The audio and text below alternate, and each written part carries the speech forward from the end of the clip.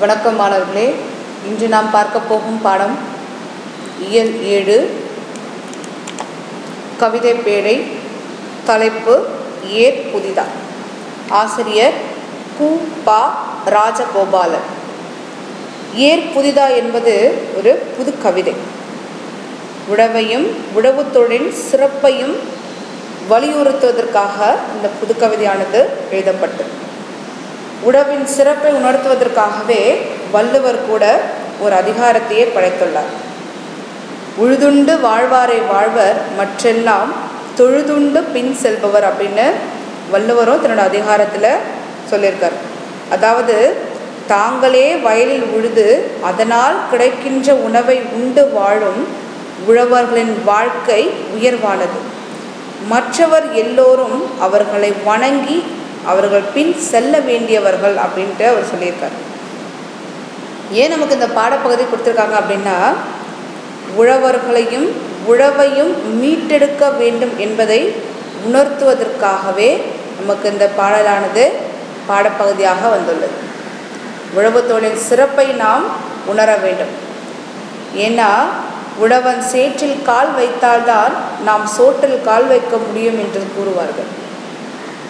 அப்படிப்பட்ட உழவையும் உழவர்களையும் போற்ற வேண்டியது நம் ஒவ்வொருவரின் கடமையாக உள்ளது. பாடப்பகுதிக்கு போகலாமா? அதுக்கு முன்னாடி நூல்வெளி பார்த்துலாம். இவர் ஒரு புதுக்கவிதை ஆசிரியர். இருந்தாலும் புதுக்கவிதைக்கு முன்னோடி அப்படின்னு யாரை நம்ம சொல்லுவோம்னா பாரதியாரை சொல்லுவோம். ஏன்னா பாரதியார் பிறந்தது 1882. புதுக்கவிதைக்கு வித்திட்டவர் யாருன்னா பாரதியார் தான். அப்போ அவரோட வரிசையில் இவரும் புதுக்கவிதைகளை வலியுறுத்தி வந்தார்.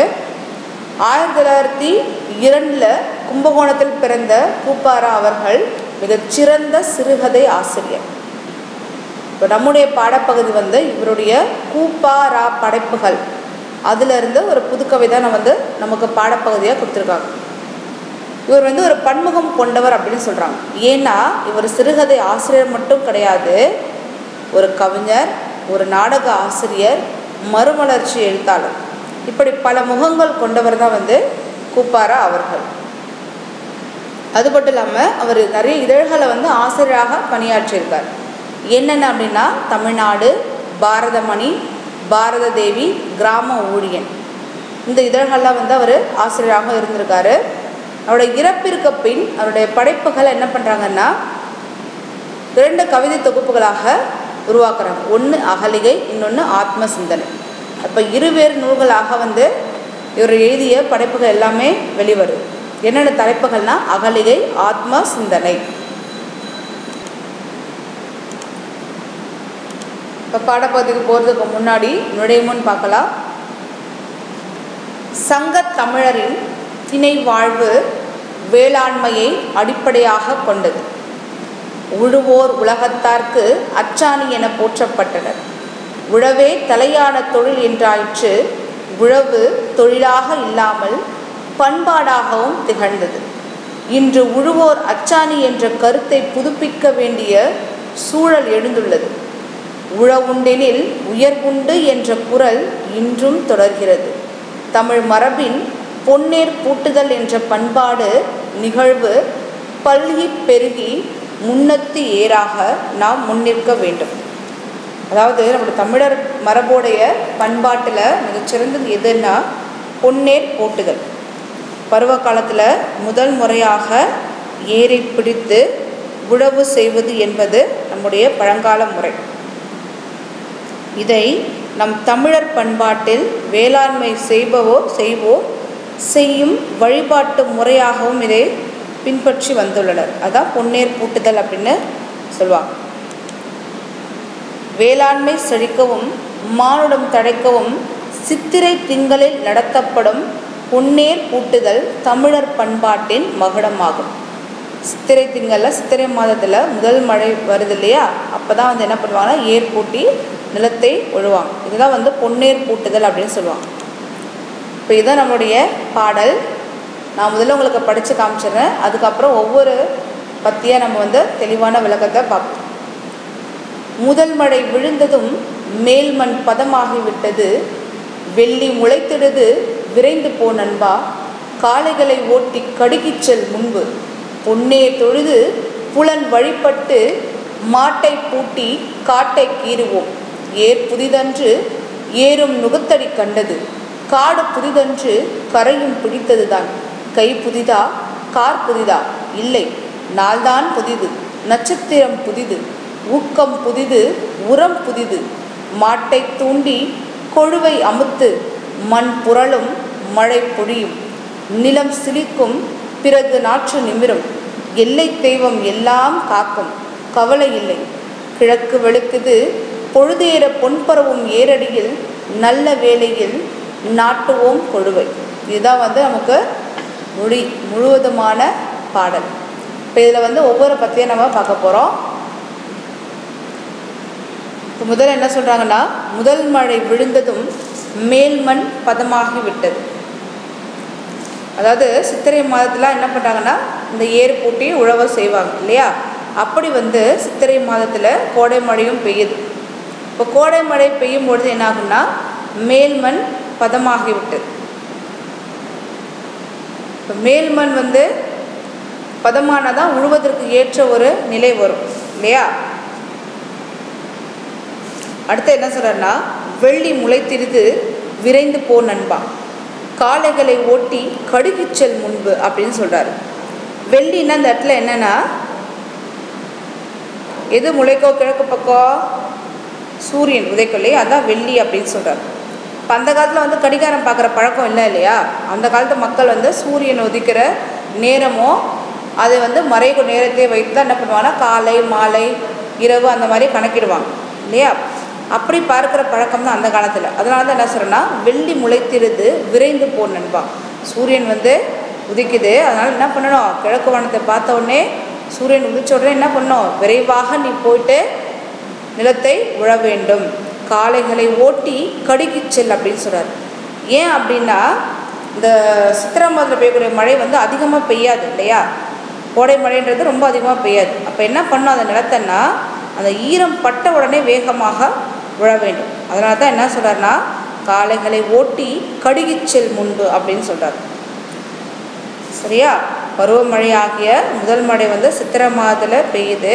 அப்படி பெய்யும் பொழுது பூமியில் உள்ள மேல்மண் பதமாகிவிட்டது.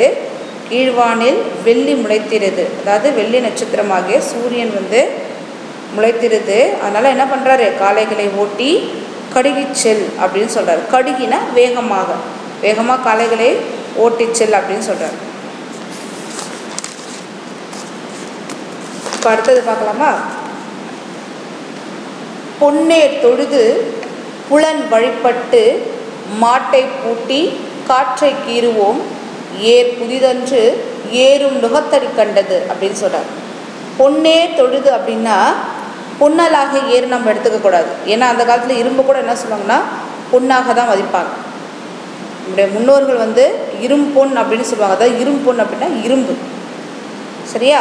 அப்படி ஏரை தொழுது புலன் வழிபட்டு, புலன் அப்படின்னா உள்ளம், உணரப்படுவது இல்லையா? அப்போ உடம்பால் மட்டும் என்ன பண்ணக்கூடாது, வழிபடக்கூடாது. உள்ளத்தாலும் என்ன பண்ணணும், வழிபாட்டினை செய்ய வேண்டும் அப்படின்னு சொல்கிறார். மாட்டை பூட்டி காட்டை கீறுவோம் அப்படின்றார். அதாவது மாட்டை பூட்டி காட்டை கீறுவோம்னா அந்த வயல்வெளி இருக்கு இல்லையா, அதை உழுவாங்க இல்லையா, அதுதான் அவர் சொல்கிறார், காட்டை கீறுவோம் அப்படின்னு சொல்லிட்டு. ஏர் புதிதன்று ஏறும் நுகத்தடி கண்டது. அதாவது ரெண்டு மாடுகளை இணைப்பாங்க இல்லையா, அதுதான் நுகத்தடி அப்படின்னு சொல்லுவாங்க. அது இருக்கும் இல்லையா, இதை தான் நுகத்தடி அப்படின்னு சொல்லுவாங்க. அப்படி மாட்டை நுகத்தடியில் பூட்டி என்ன பண்ணணும், நம்ம ஏர் பூட்டி காட்டை கீறுவோம் அப்படின்னு சொல்கிறார். புரியுதா? அதாவது பொன்னால் ஆகிய ஏரினை வழிபட்டு மாட்டினை ஏரில் பூட்டுவாய், அவ்வேரினால் நிலத்தை உழுவோம். அப்படி நாம் நிலத்தை உழும் பொழுது ஏர் புதிதன்று, ஏர் புதுசு கிடையாது, ஏன்னா நம்ம ஏற்கனவே அந்த ஏரால் உழுதுருக்கோம் இல்லையா, அதனால் ஏறும் புதிதன்று ஏறும் நுகத்தடி கண்டது. அந்த ஏரில் பூட்டக்கூடிய மாடுகளை வந்து ஏற்கனவே அந்த நுகத்தடியை கண்டது தான் அப்படின்னு சொல்கிறார்.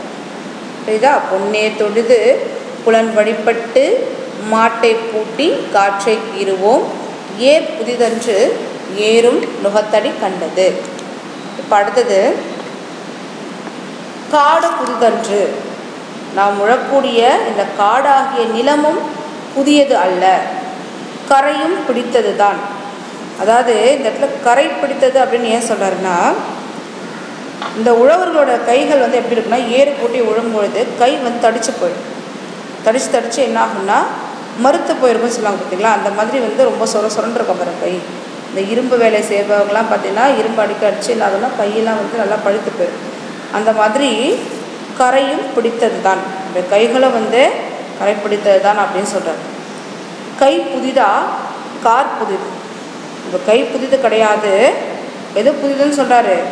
கார் புதிது. கார்னா மழை, சித்திரை மாதத்தில் பெய்யக்கூடிய இந்த மழை புதிதா அப்படின்னு கேட்குறாரு. அதுவும் இல்லை. அப்போ எது புதிது அப்படின்னு சொல்கிறாருன்னா, நாள்தான் புதிது, நட்சத்திரம் புதிது, ஊக்கம் புதிது, உரம் புதிது அப்படின்னு சொல்கிறார். அதாவது உன்னோட ஏரை பிடிக்கும் கையும் புதிதல்ல, உனக்கு மழையும் புதிதல்ல, இவை எல்லாமே வந்து உனக்கு பழக்கப்பட்டவை அப்படின்னு சொல்கிறார். காடும் புதிது கிடையாது, கரையும் புதிது கிடையாது, கையும் புதிது கிடையாது, மழையும் புதிது கிடையாது, இது எல்லாமே உனக்கு ஏற்கனவே பழக்கப்பட்ட ஒன்று தான் அப்படின்னு சொல்கிறார். நாள் புதிது. நாள் புதிது அப்படின்னா சித்திரை மாதம் வந்தால் தான் மழை பெய்யும் இல்லையா? அந்த சித்திரை மாதம் மழை என்பது புதிது. அந்த நாளே வந்து அவங்களுக்கு புதிய ஒரு நாள். ஏன்னா மழைக்காலத்தில் நிலம் வந்து ஈரப்பதமாக இருக்கும், உழுவதற்கு எளிதாக இருக்கும். ஆனால் அன்றைக்கு வரக்கூடிய மழை என்பது புதிது. சித்திரை மாதத்தில் பெய்யக்கூடிய மழை மட்டும்தான் புதிது, மற்றவை எல்லாமே பழசு அப்படின்னு சொல்கிறார். அதனால தான் என்ன சொல்கிறாருன்னா, இந்த நாளும் புதிது, நட்சத்திரமும் புதிது அப்படின்னு சொல்கிறார். அடுத்து என்ன சொல்கிறாருன்னா, ஊக்கம் புதிது அப்படின்னு சொல்கிறார். ஆண்டுதோறும் உழுவோம் என்ற நம்முடைய ஊக்கம்தான் அதில் புதிது, அந்த வயலுக்கு போடக்கூடிய உரமும் புதிது அப்படின்னு சொல்கிறார். சரியா? எனவே மாட்டை தூண்டி கொழுவை அமுத்து மண் புரளும் மழை பொழியும். அதனால் என்ன சொல்கிறாருன்னா, மாட்டை வந்து பூட்டி கொழுவை நிலத்தில் அழுத்தி உழு. அப்படி அழுத்தி விழும்போது என்ன ஆகும்னா, மேல்மண் கீழ்மண்ணாகவும் கீழ்மண் மேல் மண்ணாகவும் புரளும். இப்படி நம்ம நிலத்தை விழும்பொழுது என்னாகும்? கீழ்மண்ணு மேலாக வரும், மேல் மண் கீழே போயிடும் இல்லையா? அப்படி மேல் மண் கீழ்மண் ஆனதுக்கப்புறம் மழை பெய்யுது இல்லையா? மழை பெய்யும் பொழுது நிலமும் விழித்து எழும், அதாவது நிலம் செழிக்கும். இப்போ மேல் மண் ஈரப்பதமாக இருக்கும், நம்ம விழும்போது அந்த மேல் மண் கீழே போயிடும், கீழ்மண் மேல் வரும்பொழுது மழை பெய்யும், அந்த மண் என்னாகும்? குளிர்ந்து விடும் அப்படின்னு சொல்கிறார். பிறகு நாற்று நிமிரும். நிலத்தில் நீ நட்ட நாற்றுகள் நிமிர்ந்து விளையும்.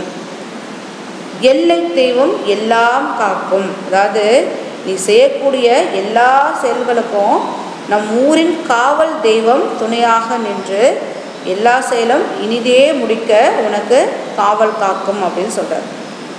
சரியா? சித்திரை மாதம் வந்தாலே ஏரை வந்து பூட்டி மாட்டை தூண்டி கொழுவை அழுத்தி என்ன பண்ண சொல்கிறாரு? நிலத்தை உழ சொல்கிறாரு. அப்படி நிலத்தை விடும் பொழுது கீழ்மண் மேல்மண்ணாகவும் மேல்மண் கீழ்மண்ணாகவும் புரளும். பிறகு மழை பெய்யும் பொழுது அந்த நிலமானது குளிர்ச்சியடையும், நாற்றும் எப்படி வளரும்? நிமிர்ந்து வளரும் அப்படின்னு சொல்கிறாரு. நம்ம செய்யக்கூடிய எல்லா செயல்களுக்கும் யார் துணையாக இருப்பா அப்படின்னா, எல்லை தெய்வம் துணையாக இருந்து காவல் காக்கும் அப்படின்னு சொல்கிறார். கடைசியாக என்ன சொல்கிறார் பாருங்க, கவலை இல்லை கிழக்கு வெளுக்குது பொழுதேற பொன் பரவும் ஏரடியில் நல்ல வேளையில் நாட்டுவோம் கொழுவை. அதாவது இனி கவலை கொள்ள தேவையில்லை, கீழ்வானம் சிவந்தது, பொழுது சாயுது, அதான் கீழ்வானம் சிவந்ததுன்னு சொல்கிறார். பொழுது போக பொன்னேரால் உழுது பொன் பரவிய நிலத்தின் ஏரடியில் நல்ல வேளையில் கொழுவினை நாட்டுவோம். இப்போ இது உங்களுக்கு பாடல் வந்து நீங்கள் படிக்கும் பொழுதே புரியும் நினைக்கிறேன். நீங்கள் என்ன பண்ணணும், திரும்ப ஒரு தடவை இந்த பாடலை படித்து பாருங்கள். கொழுன்னா இந்த நுகத்தடி இருக்குது பார்த்தீங்களா, இந்த நுகத்தடியில் இங்கே கீழே வந்து இரும்பால் செய்யப்பட்ட ஒன்று, அதான் கொடுன்னுவாங்க. அப்போ அதை அழுத்தி நிலத்தில் விழும்போது தான் என்ன ஆகும் அப்படின்னா அந்த மண் வந்து புரண்டு வரும். சரியா? இந்த இடத்துல ஏரடி அப்படின்னு சொல்கிறது வயலை தான் வந்து ஏரடி அப்படின்னு சொல்கிறாங்க. இந்த பாடலை நீங்கள் வந்து முழுசாக படித்து பாருங்கள். அடுத்ததில் ஒரே ஒரு குறிப்பினாக தான் நம்ம கொடுத்துருக்காங்க.